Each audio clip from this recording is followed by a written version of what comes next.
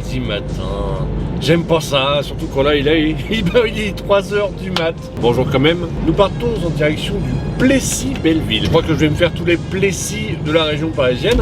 Il y avait le Plessis-Pâté la semaine dernière. Là on part au Plessis-Belleville. Alors le Plessis-Pâté c'était au sud. Le Plessis-Belleville c'est au nord, hein, juste à côté de Charles de Gaulle. Alors on m'a vendu ça genre, ah bah Plessis-Belleville dans le 60. Je vais bah impeccable, ça change de la région parisienne. Oui non bah c'est tout en bas du 60, hein. C'est limitrophe là, 1 kilomètre de la frontière de la région parisienne.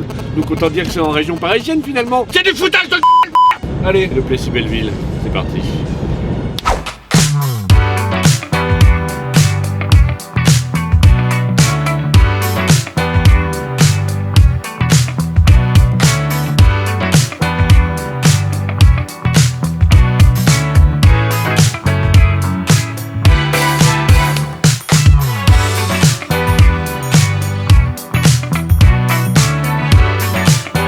Qu'est-ce que c'est que ces gens qui bossent là? C'est n'importe quoi. J'étais parti pour faire une grosse sieste, 1h30 à peine pour décharger mon container. Normalement c'est 3 heures le vrac, hein. 3. En plus j'étais mal parti au niveau de la sieste parce que vous savez c'est ces moments où vous ronflez, mais vous entendez ronfler, ça vous réveille, vous essayez de rendormir. Mais bon, et ça plusieurs fois. Donc qu'est-ce que c'est que ces clients là? Pas bien. Oh puis alors, tout un truc pour les toilettes hein, là-bas. Tu demandes là où tu poses tes papiers où sont les toilettes, ah bah faut ressortir, c'est l'endroit où c'est vitré. Tu vois l'endroit où c'est vitré, hop c'est fermé à la clé. Tu vois un gardien à côté, tu vas voir le gardien, ah bah attendez faut que j'appelle le chef, faut retourner là où vous avez posé les papiers, j'y retourne. Ah bah non c'est pas nous. Bon bah je vais aller à la guérite où il y a plusieurs gardiens. Oui bah j'ai appelé mon collègue. Il va venir vous ouvrir. Pendant tout ce temps-là, t'as quand même la taupe qui fouille là, qui fait son petit terrier là. Ouh, tu reviens à l'entrée, donc t'es pressé, tu sais que c'est bon, tu sais qu'à ce moment-là que tu vas avoir la libération. Et bah non. Tu vois le gardien nous pique et là avec ses clés, son trousseau qui trouve pas la bonne clé, puis là t'es lutte intestinale. Jusqu'à ce qu'il ouvre et enfin. Incroyable. Ça, pas dormir, client nul. Moi je repars au Havre. C'est parti.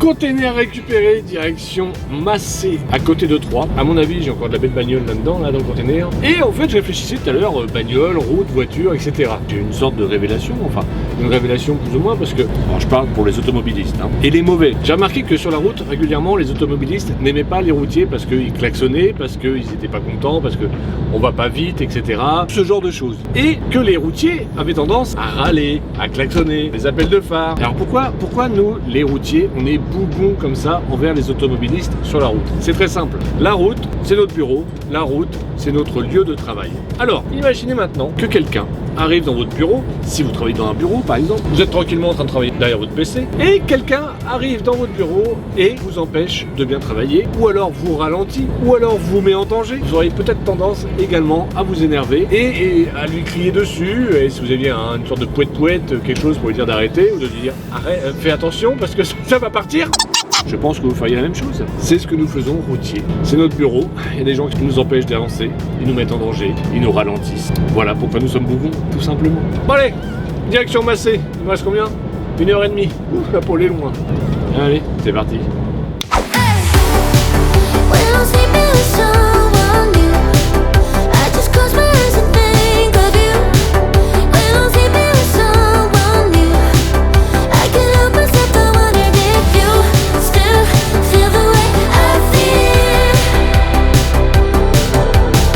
Et voilà, une journée de plus qui se termine, ce qui fait que ça fait une journée en moins. Pour une journée de plus, c'est pas mal. Quel trait d'esprit. Je me suis dit tout à l'heure, mais c'est pas possible, la personne devant moi, mais qu'est-ce qu'elle... Enfin, je sais pas, elle a un problème. Et en fait, non. Elle n'avançait pas pour une raison, c'est qu'un peu plus loin, il y avait un radar. Un radar à 80 km/h. La personne devait être en toute logique en train de se dire, alors si je vais trop vite, je perds des points. Mais si je vais moins vite, je vais sûrement en regagner. Ce qui, en soi, est tout à fait compréhensible, tout à fait logique. Alors, non. Non.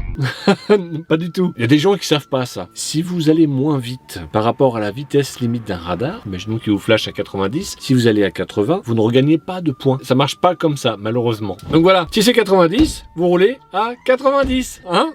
Il y a une petite marge d'erreur, n'ayez pas peur, hein, ça ne vous flashera pas. 90 c'est 90, 90 c'est pas 80. Allez, moi je me lève très tôt demain, il me reste encore 4h20, ouais 4h30 de route, rendez-vous à 8h, avec une marge, ouais mais même la marge, bref, je vais me lever tôt. Pas le vétérinaire, hein, je vais me lever tôt. C'est nul! Mais j'aime bien les vétérinaires quand même. Nul à chier? Ouais, je vais y aller, hein. Je suis fatigué. Allez, à demain. Hello, los coyayatoyes. Je sais pas du tout ce que ça veut dire, mais je trouvais ça sympa ce matin, los coyayatoyes. Il est très tôt, hein, 3h35, on part en direction de Troyes, juste à côté, mon petit village, Massé, donc je vous avais déjà donné l'explication du nom. Ce qui est marrant, c'est que juste à côté de Massé, il y a, alors c'est pas un hasard à mon avis, il y a un village qui s'appelle Montgueux. Un hasard? Je ne crois pas. J'avoue avoir très bien dormi malgré le fait que je me sois levé très tôt et couché très tôt. Cela dit, c'était peut-être aussi parce que la veille, je m'étais levé très tôt. Je parle. Je m'étais levé très tôt et que j'étais très fatigué. Il y a quelques temps, j'avais râlé sur le fait que sur le bord des routes ou même des endroits où on pouvait se garer en poids lourd, régulièrement les communes mettaient des tas de terre, des cailloux pour empêcher les camions de stationner. Et j'avais râlé en disant bah oui, comment qu'on fait nous les camions, hein? Bon, j'ai compris pourquoi les communes faisaient ça. Il y a des routiers, c'est juste des gros porcs. Là je me suis garé hier. Alors, il y avait des lingettes, des cartons, des bouteilles, des papiers, des étrons, mais des machins. Hein, les gars, moi j'ai un sac poubelle là dans mon camion qui me sert à tout jeter dedans. Ou alors il y a des poubelles sur le bord des routes. Je ne comprends pas. Comment on peut être un porc comme ça? Gros cochon! Tiens, les punir les cochons, hein, ils sont vilains. T'es un vilain garçon! Bon allez, moi j'y vais, hein. Tout à l'heure. Nous paye!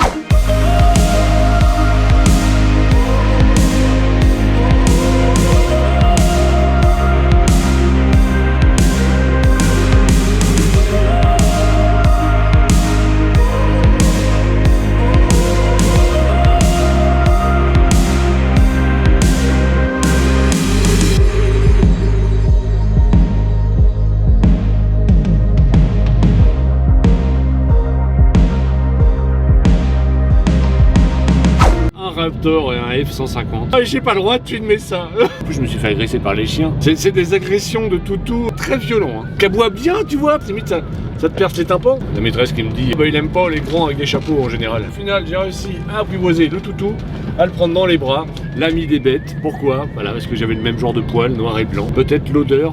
Bref, je suis déjà à 4 heures de volant. Je suis même pas sûr d'arriver jusqu'à chez moi. Ouf, allez, Le Havre. C'est parti.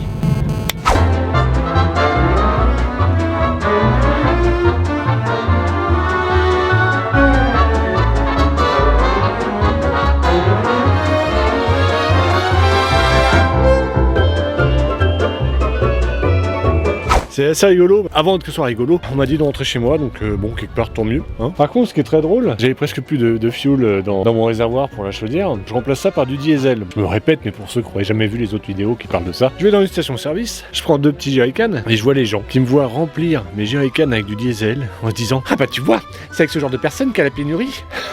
On peut pas empêcher les gens de penser. Mais c'est souvent le problème, c'est les gens pensent et font des conclusions sans savoir. Moi je sais que tous mes abonnés sont pas comme ça. Mes abonnés sont des gens bien. Je privilégie la qualité à la quantité. Merci à vous et à demain. Hello les loulous. Mercredi 8 mars, 6h20, on part en direction du Havre tranquillement. Alors qui dit 8 mars dit qu'hier c'était le 7 mars. Et le 7 mars, c'est la date où mon camion est arrivé à la concession. En théorie, parce que je les ai appelés et non. Franchement, je me lamente comme un lamentin. De toute façon, je m'en doutais, je le savais. Allez, Le Havre, parti.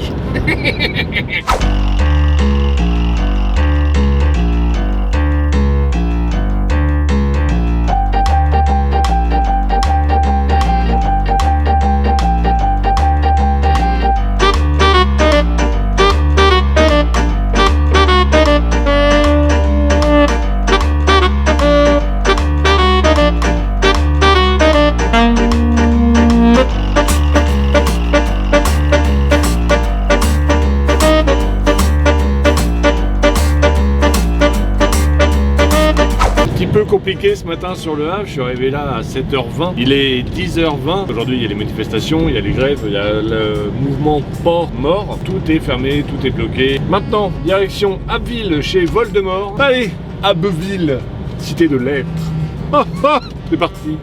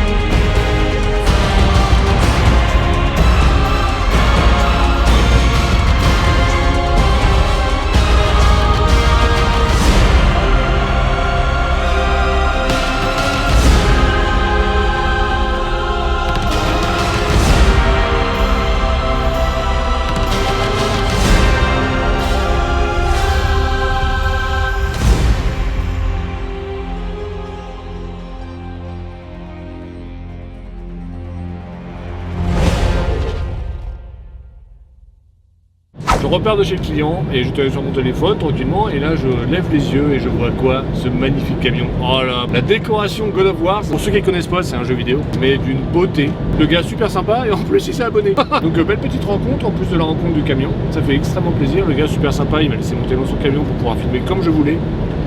Génial. Bon, moi, les nouvelles. Je repars au Havre pour déposer ma boîte à TDF. Alors ça, c'était ce qui est marqué sur le papier. Mais comme c'est les grèves, la suite... surprise! Allez, le Havre, c'est parti.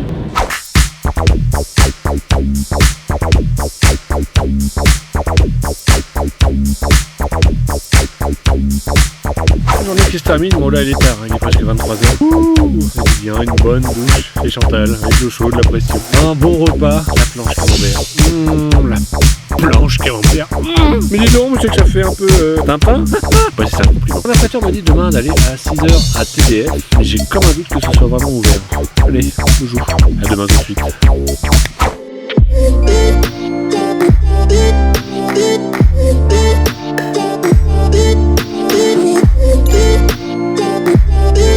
Bon, bah finalement il semblerait bien que TDF soit ouvert ce matin. Alors j'ai entré et sorti au même endroit. Pour l'instant je suis en train de guetter les cavaliers qui sont au loin, savoir s'il y a des gyrophares qui commencent à se mettre en route. Bon, on verra ce que ça donne. Surprise. Bon bah nickel, ça s'est très bien passé, c'était hyper rapide. Tiens, c'est quoi ça? Je crois dans Donkey Kong des fois. Du coup il me reste plus qu'une demi-heure à faire pour ma prochaine coupure, ce qui est plutôt pas mal. On va essayer de descendre assez loin. J'ai rendez-vous à 16h, tenter ma chance chez le client en demandant poliment: écoutez, je suis là, ça serait vraiment dommage de pas en profiter. Jetez-vous sur l'occasion monsieur, peut-être que ça ne se représentera pas une deuxième fois. Allez, on y croit hein Mathieu. Montargis, oh oui, c'est parti.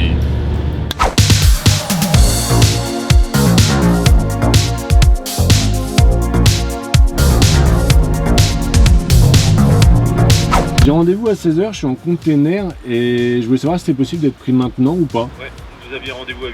Ah bah, c'est marrant. D'accord. Ah bah, il vient d'être changé.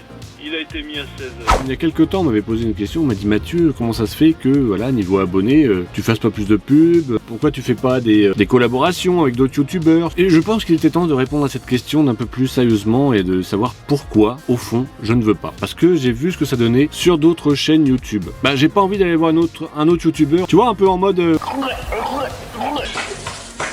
Quand tu fais ça en général, tu vas avoir ce qu'on appelle des abonnements de compassion. Les abonnés vont faire ce qu'on appelle un clic d'abonnement parce qu'ils aiment bien leur youtubeur. Mais ils vont juste faire ça, regarder une fois la vidéo de l'autre, 2 fois éventuellement. Si je faisais ça en fait, j'aurais plein d'abonnés. Bon, puis en même temps j'aurais vendu mon âme au diable. Mais plein d'abonnés pour très peu de vues, je vois pas du tout l'intérêt. C'est pour ça que je ne fais pas ça. J'ai quand même un petit peu d'amour propre. Voilà. Et si on continuait à poireauter? Ah ouais, super, j'adore poireauter.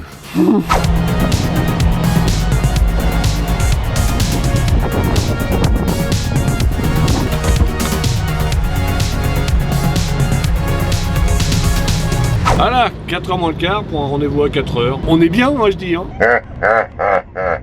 Je vais claquer ma deuxième teaser aujourd'hui pour me rapprocher au maximum du Havre parce que demain, apparemment, je pose la boîte à l'Atlantique. Ensuite, j'en récupère une autre, je sais pas trop où, pour aller en direction Beauvais. Et après, vacances. Alors, vacances pendant une semaine. Vous ne verrez rien au niveau du déroulement des vidéos parce que forcément, comme j'ai une semaine de retard sur les vidéos, ça va combler le retard. Allez, tout va aller bien au Havre. On y croit, champion. Wouh!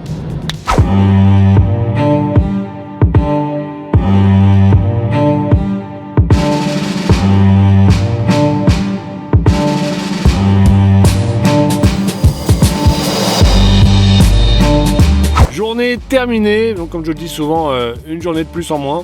Et comme en ce moment il y a beaucoup de débats concernant la retraite à 64 ans, je me suis dit, vu comment c'est parti, on n'aura pas de retraite. Donc finalement le programme transportez-vous bien. Du coup j'étais un distributeur de pizza, j'ai pris une 4 fromages juste pour moi. Tant qu'à profiter de la vie et pas avoir de retraite, autant y aller à fond. Hein. Bon appétit, à demain, boujou. Hello les loulous, 10h du matin, vendredi, direction Le Havre. Très bien dormi, hein, j'étais bien. Alors je dors toujours très bien quand il y a beaucoup de pluie et beaucoup de vent. Nom de Dieu, c'est que c'est le dernier jour avant les vacances. Bon, petite semaine de vacances, hein. Allez, Le Havre, c'est parti.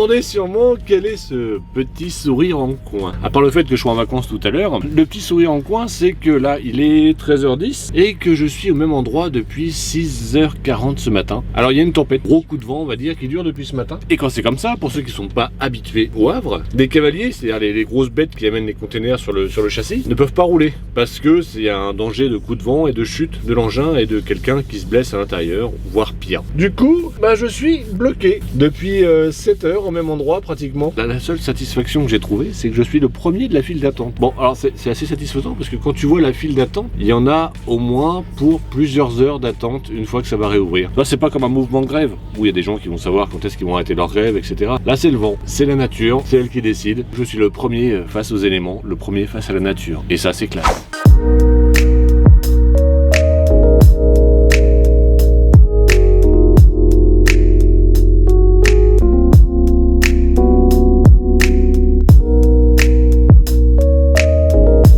Quoi, quand on sait être patient, on a toujours ce qu'on veut. À peine 9 heures pour poser un container et on récupère un autre. Donc si on retranche ça par container, ça fait à peine 4h30. Moi je trouve que c'est assez raisonnable vu les intempéries qu'il y a.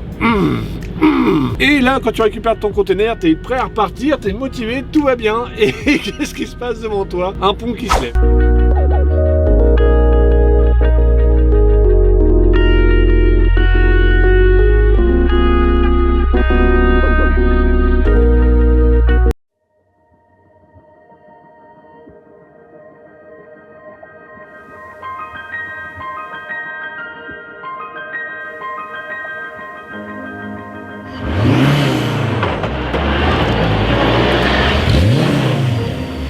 Alors, monsieur Normandie, Oui.